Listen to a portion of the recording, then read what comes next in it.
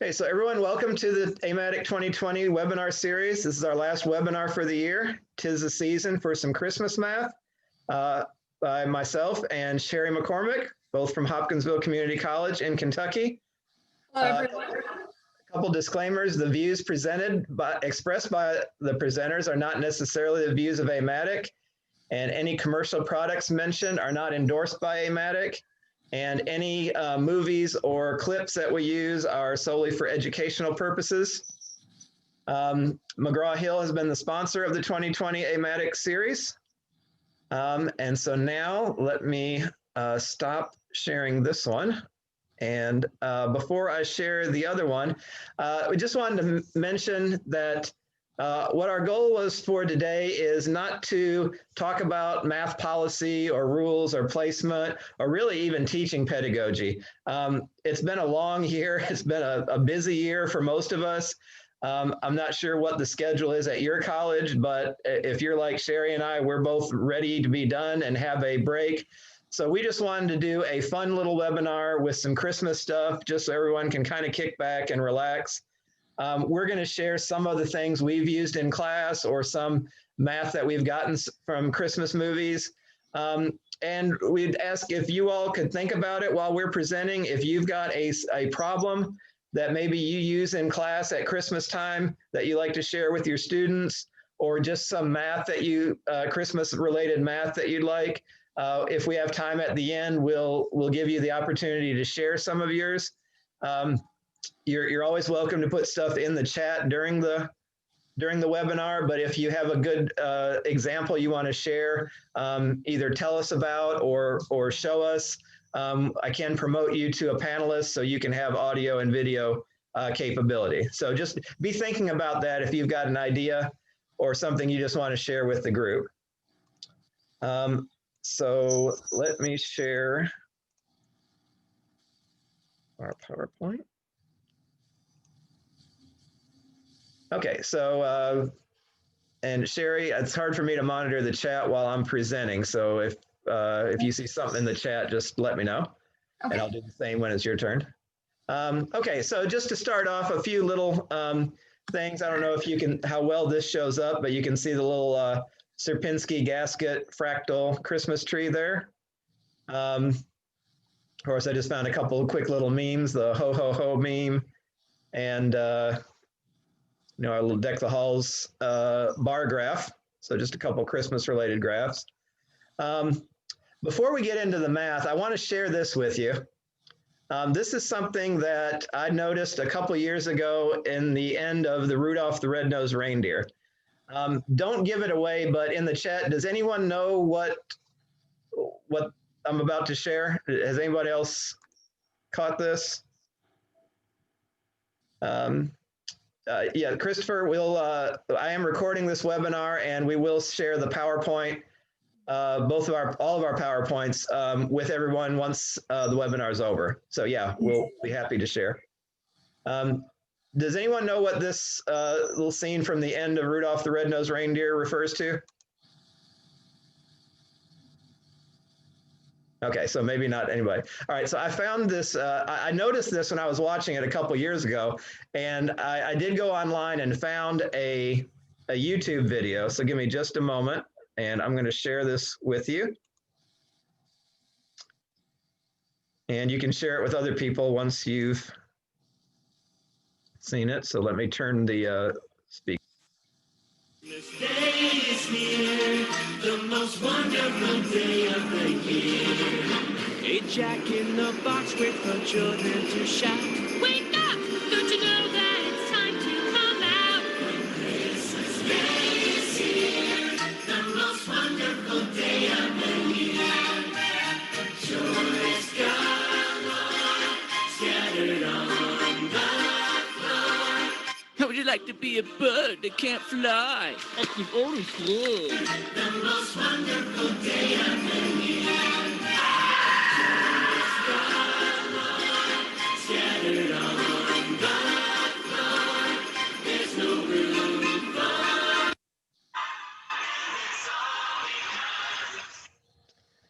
Okay, I wanted to share that with you. I didn't know if you've seen that before. The first time I saw it, I couldn't believe it. I was like, wait a minute, that's the bird that can't fly. And he doesn't even give him the umbrella. So anyway, if you want to share that. Okay, let me go back to mine. Let's see, am I sharing? Not yet.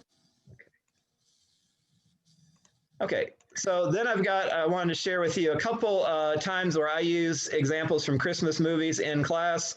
Somebody had mentioned It's a Wonderful Life. One thing I found is whenever I cover problems dealing with interest rate, students really don't understand how interest rates and how banks work. It just seems to be like free money, or you're paying in this. So we get a lot of good explanations of how when you take out a loan or you put money into savings, exactly what is interest rate and how it works. And then when they talk about the banks, the bubble bursting, and the banks had to be bailed out. I always refer to the movie It's a Wonderful Life. So if any of you have seen that movie, you know that the scene right after, it's either right after they get married or right before they go on their vacation. It's right after they get married. It's on their wedding day. Mm-hmm. And there's a panic. And so everyone rushes the building and loan, wanting to get their money out, which legally George Bailey's got to give them their money if they come and ask for it. And then I tell the students, the way the bank works is not everybody will normally show up at the same time because they don't have all the money on hand. And so that's a really good scene to kind of explain how banks and how interest rates work. How he gets them to agree to less than they have, so they can, give everyone what they ask for without getting into trouble. Another example, and this is an example I had a student do. When I cover inverse functions, I use cryptography, coding and decoding. And so I had, this is one of my students who wanted to use that for her course project. And it's really hard to see. Unfortunately, I couldn't get on campus to get the bigger version to share with you. But what she did was she looked at the scene in A Christmas Story where Ralphie's decoding using the decoder and getting the Ovaltine message.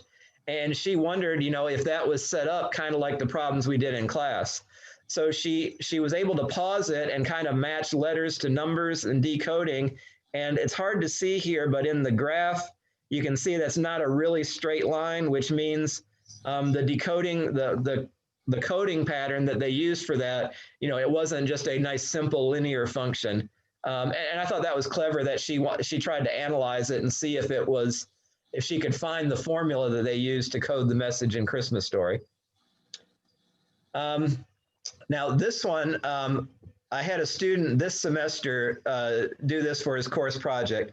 I have my students in college algebra come up with a scene from a movie or TV show or history, and then they have to use what we've learned in class to analyze it. So the student, Brian, he wanted to know, under what conditions could the turkey in the Christmas Vacation be made? If you're not familiar with the movie Christmas Vacation, they're sitting down to Christmas dinner and they put down this wonderful looking turkey on the table.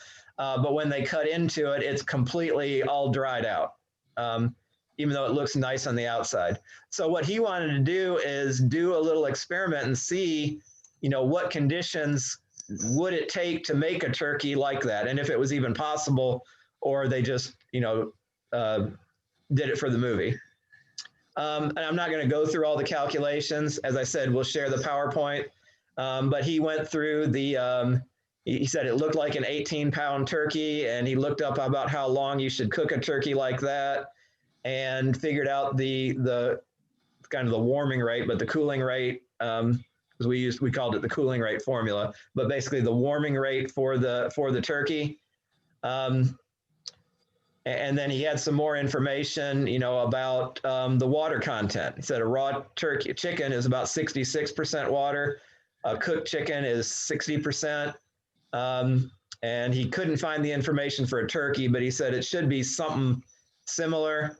And so then he kind of worked out the temperature and the percentages and found out that for the turkey to look nice like this, it wouldn't lose enough water to dry out. And if it lost enough water to dry out, like in the movie, it would look something like this. And so I thought that was pretty clever. It was a good application of the cooling and temperatures to relate it to that movie. And so then you've got a little gift from them trying to eat the dry turkey. Okay, so I want to share a problem with you. This is one that this is the main problem I'm going to share, and then I'll turn it over to Sherry. This is also from the Christmas Vacation movie. This is from the scene where he's riding the sled. And let me share that video with you.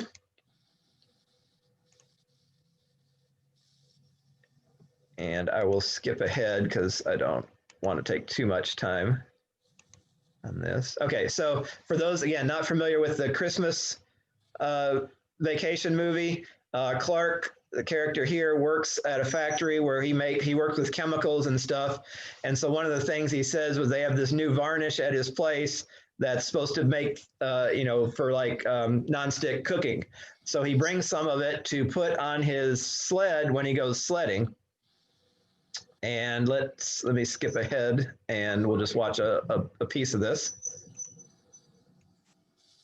Clark, nothing to worry about, Eddie. Going for a new amateur recreational saucer sled land speed record, Clark W. Griswold Jr. Remember, don't try this at home, kids. I am a professional. Later, dudes. Let her rip, Hank Penn.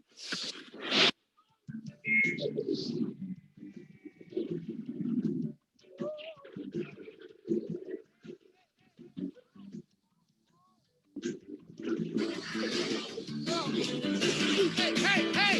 Ah! Smite! That's it! No! Not!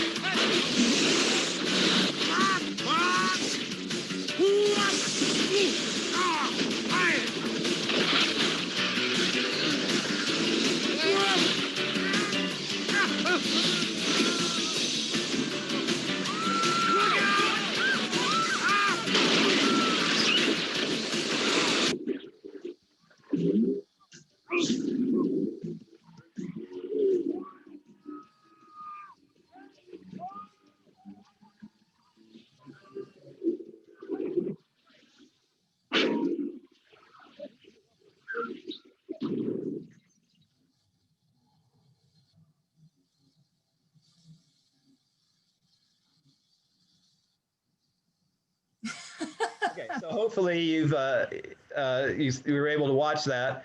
And so what I wanted to do was I wanted to see if, let me get my, okay, so I wanted to see how fast he was going at the beginning of the ride. Okay, now to do that, I have to make some disclaimers or some assumptions because, after all, it is a movie. So first of all, we're going to assume that the deceleration is constant. So once he takes off, there's nothing in the journey down the slope that seems to suggest he's going to speed up. So he's probably going as fast as he is at the beginning, and then he's decelerating throughout the trip at a constant rate. Obviously, we're going to suspend physics and reality. I'm pretty sure he wouldn't have made it through all those trees. He was going, rocket speed at the beginning, and then it looked like at times he was going slower and faster and crashing through buildings and along the concrete. So we're just going to assume that we can suspend belief on that. And we're just going to look at what if he took off at a certain speed and slowed down until he comes to a complete stop. And we're going to assume that he comes to a complete stop right when he gets to the donation display, and not that stopped him like hitting a wall. Need to make a couple assumptions like that to make the math work out, just because the scene isn't, realistic, and, it doesn't give us all the information we need. All right, so just going through that, a couple things I did get from the clip, from when he took off to when he made the jump, And I'm talking the jump like right when he got into the parking lot. He kind of jumped, went through a snowbank, went up a little bit, and kind of flew in the air for a short time. So I'm going to use that part of the scene for some calculations. So from the top of the hill to that jump was about 57 seconds. I kind of estimated he jumped through that snowbank at about a 10-degree launch angle. And I kind of went on Google Earth and looked to see, how far the road is to a couple different Walmart parking lots, because it looked like he landed about where the cars were. So I figured about 120 feet from the road where the snowbank would have been to the car part of the parking lot. I estimated around 120 feet there. And then when he jumped through the snowbank and was flying for a moment, about 1.6 seconds. And then after he jumped through the snowbank, it took about another 5.3 seconds to land and then hit the display to come to a stop. So those are just some estimations and some times that I calculated. All right, so then I started this with a college algebra type problem. It has a little trigonometry in it, so it could be used in either course. To get his vertical, I used his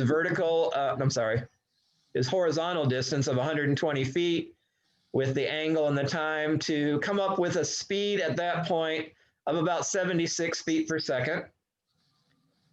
So as he jumped, that would be his launch speed at that point, which again, if we're assuming he's constantly decelerating down the hill, it would have been about 76 feet per second at that point.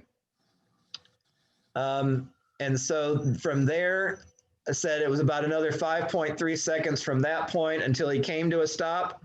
So that would make the deceleration about 14.34 feet per second squared.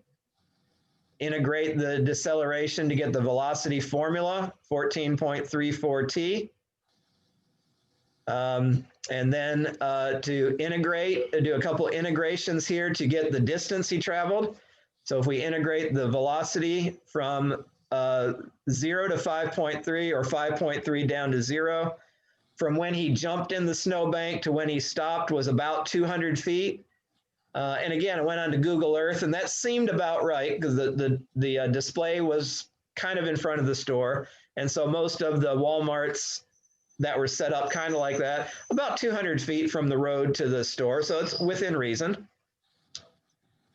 Okay, and then I also went back, added the 57 seconds to get to the top of the speed, or to the top of the hill, and integrated that, got him about 28,000 feet, which means he traveled about a little over 5 miles on the saucer before he came to a stop. Probably not realistic to the movie. As you can see in the movie clip, his cousin-in-law and his kids were able to see him crash. So I'm sure they weren't 5 miles away and were able to watch the whole thing. But again, that's what the numbers gave. And so then we used the velocity formula to back it up to the starting time at 62.3 seconds. And that would have given him an initial speed of about 893 feet per second, or launching at about 600 miles an hour. So just a little fun math there. Again, not realistic, not practical for all the physics that's involved and the probability of getting through all those trees without crashing before that. So we had a comment in the chat that said, my sister works for a bank and they had homework to watch Christmas Vacation and do a risk assessment on it, which I love that. I think that's hysterical. I've not done that myself, but I've always wondered, if you go through the movie and add up how much that would have cost him to run that Christmas with all the damage that he had to repair and things like that. Yeah, so Becky, that's a great idea. Thanks for sharing that. Sherry, I will turn it over to you now. Okay, and I'll perfect. monitor the view. Okay, let's see. Let me turn on my PowerPoint and then I will share my screen. Okay, share screen, PowerPoint, there we go. And hopefully everyone will be able to see this. There we go. So I just decided to do Christmas movie math. Before I get started, one of the things that I did want to mention is Pat Riley and I, if you're not familiar with kind of how we do our classes, we do a lot of project-based learning. So a lot of what we do in class is we give our students topics within class that we cover, that we work problems through, and then we turn it over to the student and let them come up with their own examples.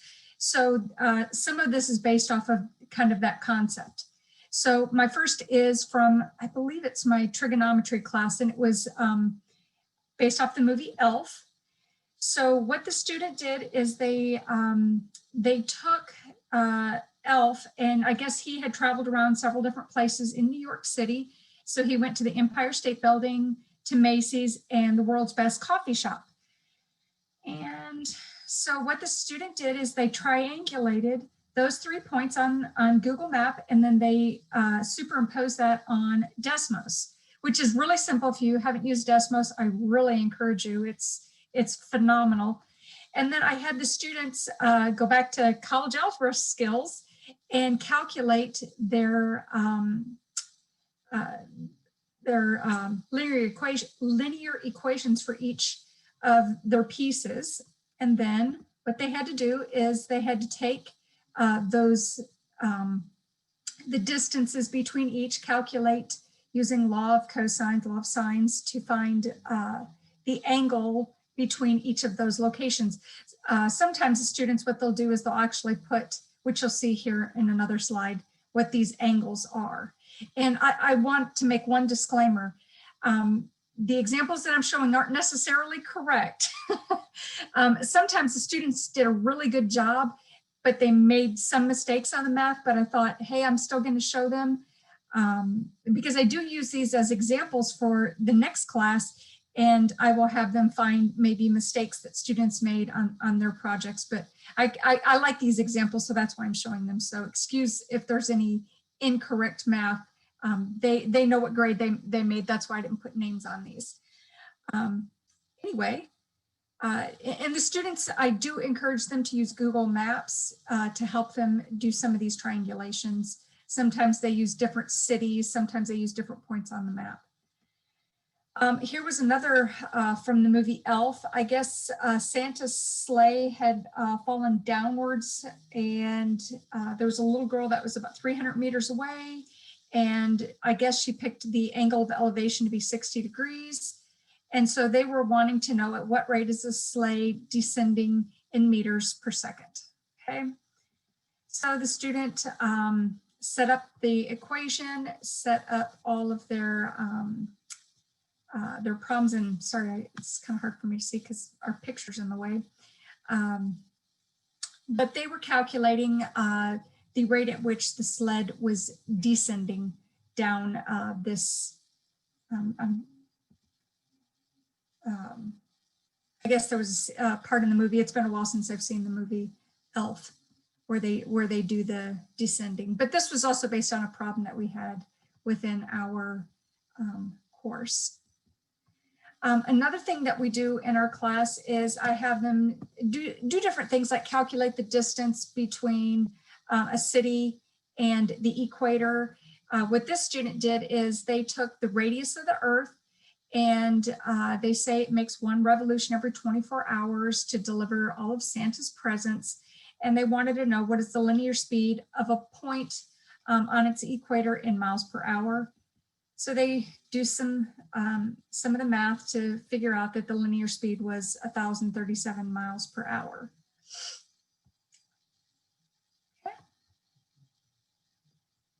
And then I had a student that did an example off of Home Alone, and I believe this was also a trigonometry student. So in the movie, while the intruders were outside, they saw Kevin decorating the Christmas tree. So I thought this was kind of interesting. Most of my students did where they found the angles using different points on a graph, but what this student did, and I'll go back, is they took the Christmas tree, they plotted it on Desmos, and then they calculated what these angles were for the Christmas tree. So I thought that was kind of clever. and it brought home all of those different concepts that they were learning. Of course, there's a lot of the math that they were doing. Again, I had them finding the linear equation for each of the lines, and then they took those, then they calculated each of the angles. Okay. And then this one was, the student mentioned that what I believe she was trying to do was calculate the angular velocity of this fan that was in Home Alone, where the scene was he was blowing these feathers on the bad guy who had just broken in, and he was covered in tar, so he was gonna blow these feathers on him. So she calculated the angular velocity of the fan. So I thought that was kind of a neat little application using a Christmas movie. And one of the things I do want to mention, I started doing a lot of these problems because what I noticed, a lot of my students could replicate a lot of the math that their homework problems were giving them, but one of the things that they had trouble with was unit analysis. So I have them do a lot of unit analysis problems where they can, because when they get to classes like physics and chemistry, one of the things that they struggle with is getting the answer correct because they're not looking at what the units are, what the given units are. And I tell my students, a lot of times you can solve a problem just by looking at the units to figure out what you're actually solving for. And so I always make time in all of my classes to do some type of unit analysis so they can kind of see, plus it helps especially like the nursing students or students going into chemistry and physics. All right, so this was kind of my example. Now I use that term loosely because it really isn't my example. As Pat Riley and I were discussing this as a theme, I was working with my students to have them working on different problems. And it occurred to me what an interesting problem would be is how long did it take for Frosty to melt?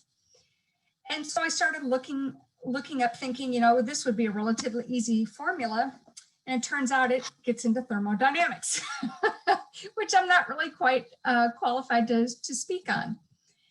But if you're not familiar with Frosty, which I hope everyone is, Frosty is trying to get the little girl warm because they took a train, she is out, she's not dressed for the weather, and she's gonna freeze to death. So of course, Frosty wants to save the little girl. And okay, and then the next scene, of course, there was scenes in between. Santa comes a couple hours later, and we'll talk about some of the estimations that were going on. Santa comes a couple hours later, and he walks in and he sees the little girl. Here in a second, you'll see where she's crying over Frosty. And I don't know if any of you caught that. There was Tom and Jerry was in that scene too. Go back here. It's right there. Which I thought was kind of interesting because whoever put this video on YouTube actually superimposed Tom and Jerry, which I thought was kind of cool. It's not in the movie. I did look at the movie and it is not in the movie. Okay, so the question is, how long would it take Frosty to melt? And I gave the link to how this engineer had come up with the math for this. And again, I was going to do this problem until I realized how challenging some of the topics were. But I think it's a good illustration as to how to come up with some of the approximations. And then you could actually have your students use the Google Docs or an Excel spreadsheet to change some of the variables to be able to answer this. The location was about upstate New York, from where the town was that where they created Frosty, and then they took a train and it went to about upstate New York. The temperature in the greenhouse was about 60 degrees. That was an approximate. Now again, you could change that, which would again change the problem. They say the approximate time Frosty entered, and that was based off of the amount of time on the train and the time they left, because the kids said they wanted to get home before supper. So that was about 5, 6 o'clock. Santa arrives about 3 a.m. and that was based off of the moon in the cartoon. And then, so about his total time in the greenhouse when Santa arrives was about 5 hours. Now, using the spreadsheet, again, it's on this link. Again, we're going to share this. It said that the time to melt was about 7 hours and 48 minutes, which obviously is longer than the 5 hours that, that he melted completely. And of course, I wrote fake news. Okay, so what I found interesting about this case was his approximations. And he had approximated Frosty to be 16 inches in diameter. And the more I thought about that, because I started thinking, how long does it take a turkey to thaw? You get a turkey for Thanksgiving. How long does it take that turkey to thaw? Now, I understand that that's not snow or water melting, so it's going to be a little bit different. Plus it's, in plastic. But the time frame just seemed too short, 7 hours and 48 minutes. So I looked at some of the other givens that he had done, and it was, he had suggested that Frosty was 16 inches in diameter, which there's no way. One of the scenes in the movie, Frosty had been standing next to one of the policemen, and he was kind of an older guy, and I would estimate maybe he had a 40-inch waist, okay? So obviously that would change this considerably. So it'd be kind of a fun problem if you ever want to try this with your students. Again, this gets into some thermodynamics, but again, most of this is pretty straightforward that you can kind of play around with. And then here's some other Christmas math concepts that I thought were kind of interesting. So in my college algebra, I always have them find different images that they can use for conic sections. And one of my students did this from the movie A Christmas Story with the lug lamp. And they went on Desmos, they put the picture on, and then they did the hyperbola, and then they wrote what the formula was. Now, this isn't perfect. Obviously, it's not a perfect hyperbola, but it still gives you that illustration that students can find these different shapes in the real world and let them calculate different things. That's actually one of the sections that I cover in my college algebra, and I have them find different images, and then I have them calculate what the function would be. And so here's the poll question, okay? So is this a Christmas movie, okay? This movie has Christmas music. It takes place on Christmas Eve. Part of the theme of the movie is the dad is trying to get home to see his kids for Christmas. And the main character mentions Christmas like, it's Christmas, Theo. It's the time of miracles. Would you consider this a Christmas movie? Please go into the poll and tell me whether you think this is a Christmas movie or not.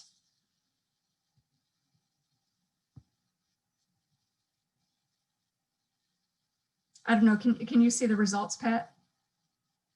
Yeah, it's I'm gonna give them about another 15 seconds. Looks like we've got let's see, there's 26 attendees. We got 18 votes, so a few more.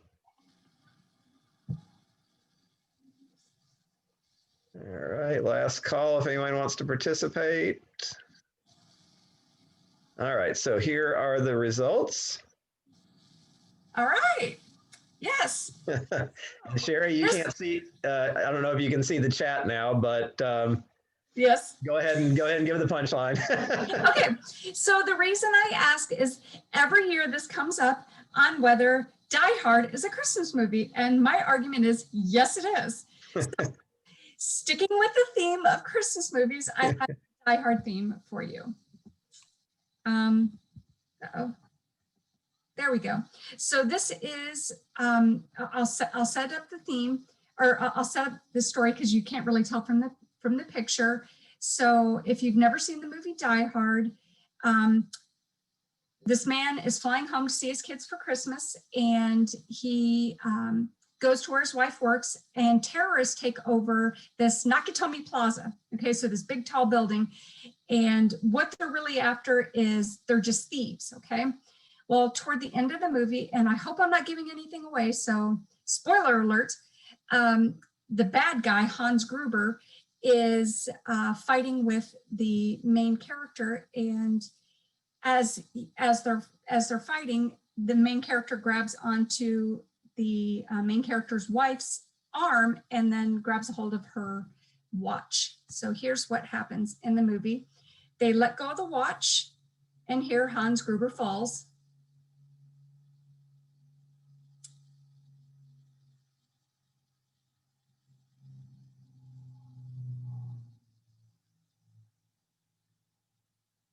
And they show him falling.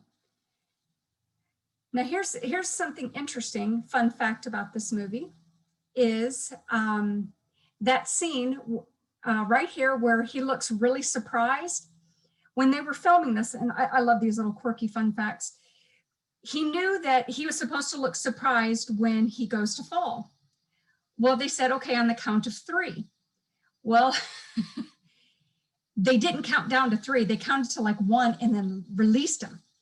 And so he was surprised. They really got that real surprised look out of his expression. And the person that you see falling, they actually had him on a line.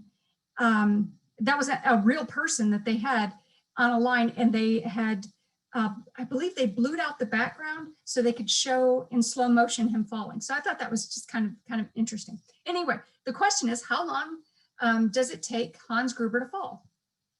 So what I did is I just went on Google and I typed in Nakatomi Plaza, and they said it was based off of a building, I believe it was in LA, and it's 490 feet tall, and it had 35 stories. And for this, obviously it's 14 feet per story. And they said that within the movie, they were on the 30th floor.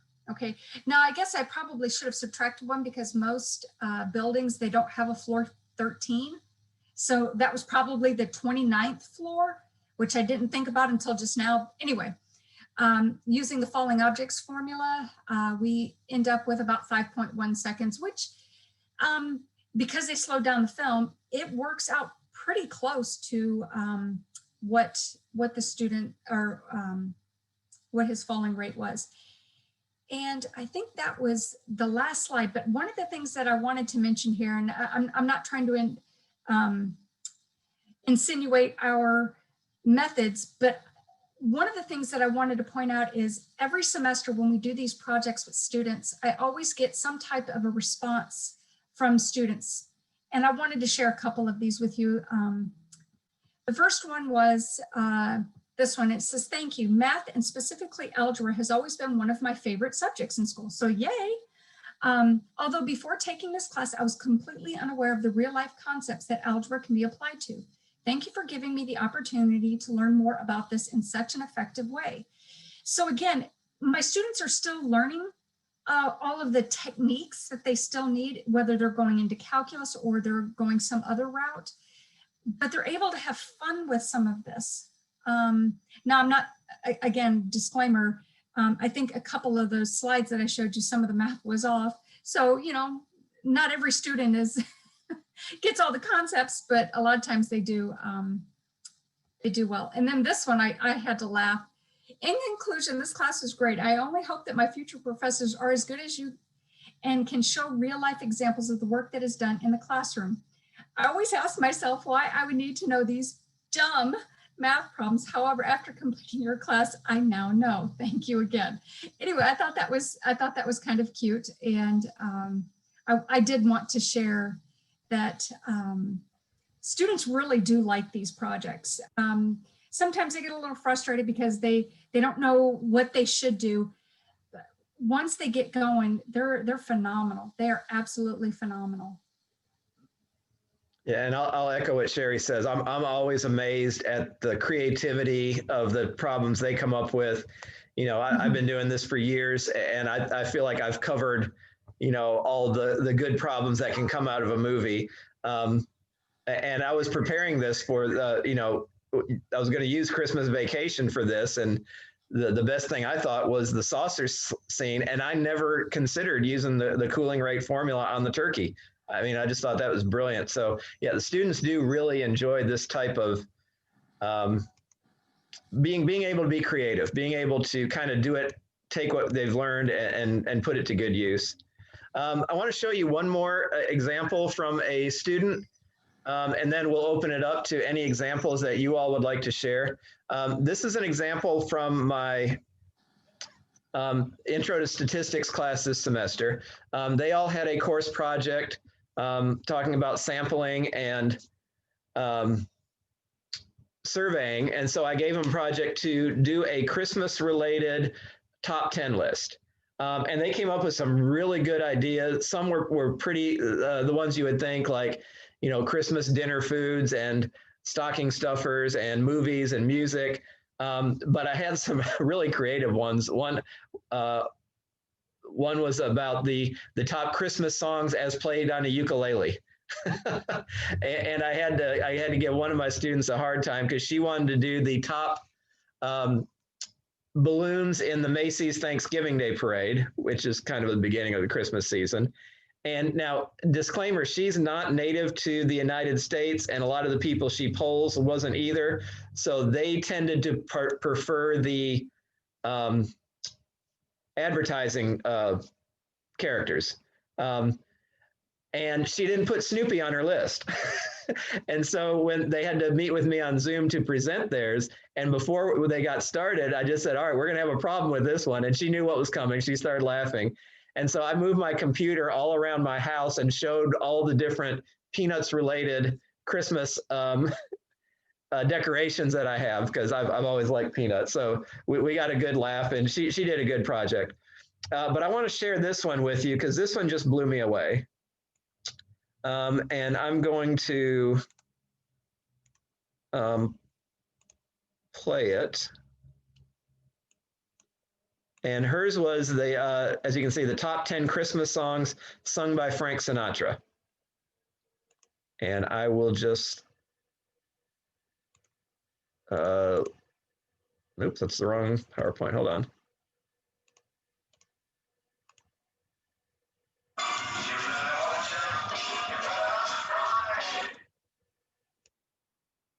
You better not pout, I'm telling you why. Santa Claus is coming to town.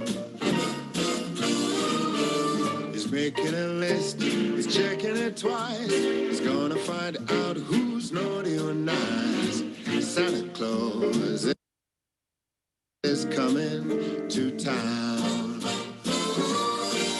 He sees you when you're sleeping. He knows when you're awake. He knows if you've been bad or good, so be good for goodness sake. Oh, you better watch out. You better not cry. You better not pout. I'm telling you why. Santa Claus is coming to town.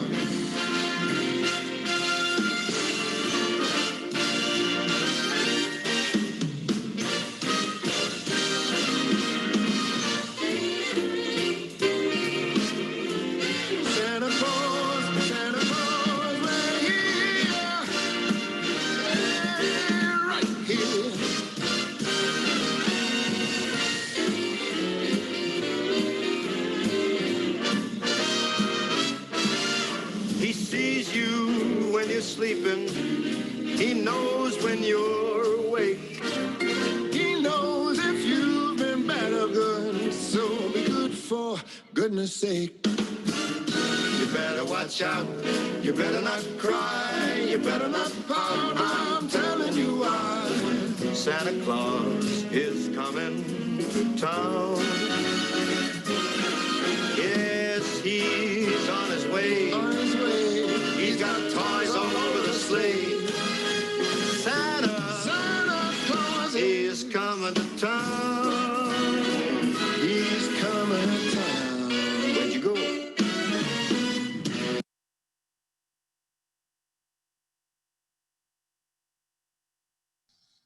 So when I was meeting with the students, I mostly kept it on the preview mode in PowerPoint. I never actually played the presentation. She was like, no, you've got to play this one. And so I did, and I was blown away. Some of the things that students do with technology is just amazing. So I thought, not only was her thing done well, there were a few typos and small calculation errors and statistical errors there, but I thought that was just a wonderfully put together presentation. Okay, so Sherry, we're going to open it up to questions now. Ready? Yes, if anybody has any questions or comments or ideas that you'd like to share, that would be phenomenal. To springboard off of something Pat said, I'm always surprised at how creative my students are, and they give me ideas to do in the next semester, and it never fails. They do a problem and I'm like, oh wow, that would be phenomenal to use in class. And then you would be surprised, it quickly builds on itself. Sometimes projects don't go well, sometimes they go phenomenal. So just one reminder, if you're going to post in the chat, please make sure you change it to all panelists and attendees, so people can see yours. If you want to ask a question or share an example in the chat, please feel free to do that. If it's something that would be easier to explain and you want to get on audio or video to explain or just share, just let us know in the chat and I can promote you to a panelist to do it that way. What kind of rubric do you use to grade the projects? I give them, it's not too specific. It's pretty general, like each part's worth so many points. And then the deductions are, based on different things. It's kind of hard to give a set rubric because when you give them the option of picking a problem from the entire course, I could sit here and say that this part is going to be worth so many points by, let's say, making a chart or a graph. Well, if a student comes up with a great idea that doesn't really need a chart or a graph, I don't want them to force one in there where it doesn't, where it's not needed. So my rubric is pretty loose. It's this is worth this many points and this is worth this many points. And then when I go over to them, I kind of, just explain, where they lost points. And it's a little bit subjective, but it's worked well so far. I'd like to make a comment. And this, I actually stole this idea from Pat.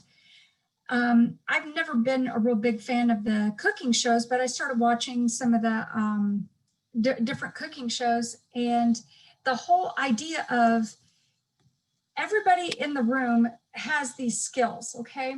So I don't use a rubric. I found that when I used a rubric, my students actually did worse on their projects because we're just, I've got to do that. I've got to do these four. Checklist. It's a checklist. They do checklists and then they just don't try beyond that. So what I do is I give them the Gordon Ramsay, look, everybody in here can cook, okay? Meaning you can cook on paper. You can do the math. What I want to see is I want to see taking these ingredients, can you make it creative? Can you make it fun? Can you make it interesting? Are you going to be correct in the math? And so when I get really good projects, I will send them back out to the class. Of course, I ask for permission and say, look, this is who you guys are competing with.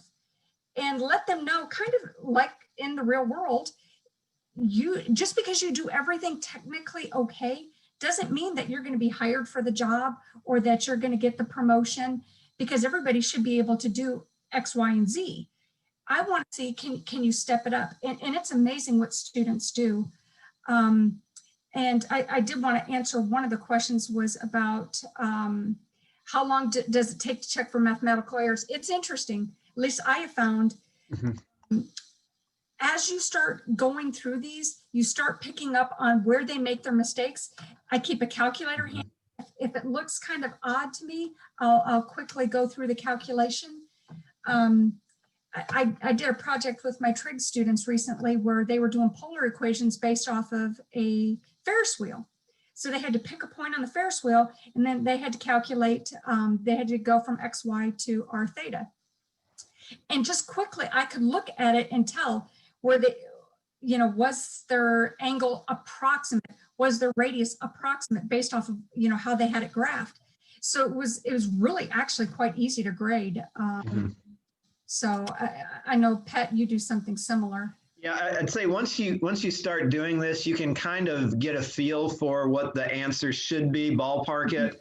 And so if it looks reasonably close, you know, I won't go through like step by step, line by line, because there's also a lot of rounding involved. So depending on how they round. But if something doesn't look right, it kind of jumps out at you, and that comes with practice. I'm going to agree with what Sherry said. I send out examples early in the semester when I get a really good one, and I don't, you know, and I tell the students, you know, this is an example from one of your students. This is what I would be looking for as far as an A project or an A paper, and then I just say the bar has been set. And what I find is students really, you know, that's all I usually need to say. Because there's a pride there, even though it's not necessarily for points other than, okay, this is what you're looking for. They usually take it from there. And I think they like when I pick one of theirs and say, can I share yours with the class? They love that. They absolutely love that. A couple of things. Yes, I'll be happy to send out my the project outline. Sherry, if you want to send me one of yours, we can do that as well. Stacy, I see you sent, she's put a link in the chat for fractal cutouts for centerpieces and cards. I see another question. I like the Christmas theme project for the fall. Is there a particular theme? You know, I try to change it up. I've done like a Disney project in the past. I've done stuff with movies. The nice thing about changing it up, you know, I don't always do Christmas in the fall, is it's awful hard for students to cheat on these type of things, especially when you change the topic from semester to semester, because there's not a wealth of these out there for students to go and get. So I think in the spring, I was going to do kind of like a March Madness bracket competition. I'll let the students pick, you know, what their topic is. But I've changed it up from time to time. I've done history before. I've done geography, just whatever seems to be interesting at the time. Quite often, though, you know, it's just wide open. Find an example from something you enjoy. Yeah, it doesn't have to necessarily be about a Christmas theme. To give you an idea of how I did this semester is the first few projects we were doing, it could be on any topic, but their final theme project, which uses concepts from the other projects, I say, look, it can be on any theme you want it to be, but if you do a Christmas movie theme, you get bonus points. So that way I could show a few examples to you guys on some of the concepts that they use. Now, every project that was turned in was not a Christmas movie theme this semester, but I have in the past set themes where, okay, this year we're doing this theme, but I actually prefer to allow the students the flexibility to choose their own theme, because it's amazing to me how well they'll do their project based off of something I had no idea was even of interest. Like someone does car racing, and every one of their projects had something to do with car racing. So even the trigonometry, they were doing the angular velocity of the tire. And so it was really quite interesting. Yeah, when you put a theme on it, too restrictive, you run the risk of some students not having much experience in that theme, and that puts them at a disadvantage. So, you know, for the Christmas one, I didn't have any students, but if any had said, look, I don't celebrate Christmas, I celebrate Hanukkah or whatever, I would have been willing to make the adjustment for them. Yeah. Yeah, absolutely. Because that's happened in the past. How many of these type of products do the students do in the semester? I use course projects in lieu of final exams in my classes. So they do the one big project, but I have smaller ones throughout the semester. You know, I give them an assignment about once a week. Some of them are more project in nature, and sometimes it's just problems in nature. So I would say probably 5 or 6 small scale projects, and then the one big one for the course, for the course project. I typically do 2 to 3 depending on the class. And then one of my classes, I do about 4 or 5 projects and then the theme project at the end. But I still do a traditional final. Again, some students are they're really happy with just following a procedure. Yeah, it sounds intimidating because, you know, you start getting in 50 and 100 projects all at once, but it's amazing how quickly you can go through and pick out whether the student understands the topic or not. Because you think your students know the math until you give them the math in context. I had a student, I'll never forget this. It was a statistics project. Student was getting straight A's on everything, 98, 95 on everything. I gave them a spreadsheet with where they had asked different people to, you know, what's your average age, you know, what's your age, what's your income? And so all of these different questions. And the student did her project and she said the average age of the respondents was 1.5 years old. And I was like, what in the world did she do? And because they had it categorized by, you know, 1 was 18 to 24, 2 was 25 to 34, she had no idea what she was doing. You could tell that she was completely clueless what that 1.5 meant. And I was shocked. So I thought, you know, there's got to be a better way for students to understand what they're doing, because this is pathetic. You know, getting straight A's and, you know, almost perfect scores on everything. And yeah. Yeah. And Becky's comment, you know, 5 projects times 150 students, yikes. Yeah. Now the projects I would give like during the semester are not what you would normally think of as projects. It would be something like in the example I showed with the saucer, maybe just the part about, you know, what would be the velocity based on how far you flew. So that I would call that a project, an application. Right. Or the falling objects. Right. Like Hans Gruber, how long did it take him to fall based off of the height of the tower? That's a 5-minute project, and you can grade in about a minute just by looking at it. But on the other hand, you know, on the other side of it, you know, I enjoy these. So I enjoy seeing what students come up with, and I would rather, you know, spend the time grading a project of this nature than, you know, 20, 30 factoring problems or graphing problems. So, right. You know, it's, you know, there's the, you know, that's my thought process. You know, I enjoy a lot of these, you know, not all of them are great, but so many of them are exciting. Sherry and I, probably half the emails we send to each other are, oh my gosh, look at what this student came up with. I'm going to use this, and oh, can I borrow this to ask the student if I can share it? And, you know, if students like it when I ask to share it with my class, they love it when Sherry asks if she can share it with her class. So yeah, it's exciting. I mean, that's why I teach this way. I had a question, what % of the final grade for each project? My final course project is about 15% of the grade. That's what mine is. And each week it's about 50 points. So another, you know, 5% of the course grade, each assignment. Roughly, that's how I have it set up. Mine's about 30% total for the project, so 15% for the theme project, and then the other projects make up about 15% of the course grade. That way, if a student is, and this works really well for online classes, by the way, because you can really tell who's getting somebody to do their math for them, because when they get these and they have to explain what they're doing, and you can do just a quick little meeting with them and have them explain something, you know real quick if they're doing the work. Yeah, and I specifically tell my students the reason I meet with them online, and I tell them they have to have a video and audio and, you know, the discussion. And, you know, I flat out tell them, this is the way I can prove that you're doing the work and you didn't get someone to do it for you. And I say, if you have honestly done this on your own, I shouldn't be able to ask you any questions that trip you up. If you've had somebody that's been doing your work for you all semester, I'm going to find out pretty easily. And, you know, I'm sure I've had students that have gotten it past me before, but I think that fear factor probably lets them know, okay, look, I better make sure I at least know what I'm doing if I'm getting help on this. And you can tell.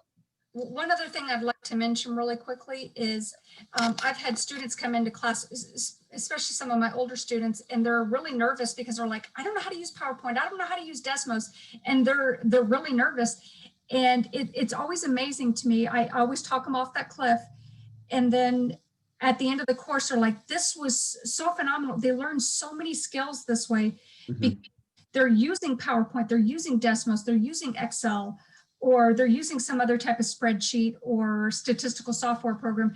And it gives them confidence, especially for those students who don't feel as if they have the skills in this, computerized world. This really helps them. This really, really does. Yeah. Plus we teach them how to do memes too, which is always fun. Yeah, that's a whole nother presentation. Yeah. Well, I'm showing that we've used our hour, and while Sherry and I are always happy to talk about how we teach and our projects, does anyone have any Christmas related things before we wrap it up? Thank you, though. Thank you all for coming. Okay, now I've got to put on my webinar coordinator hat back on and wrap this up formally. So let me.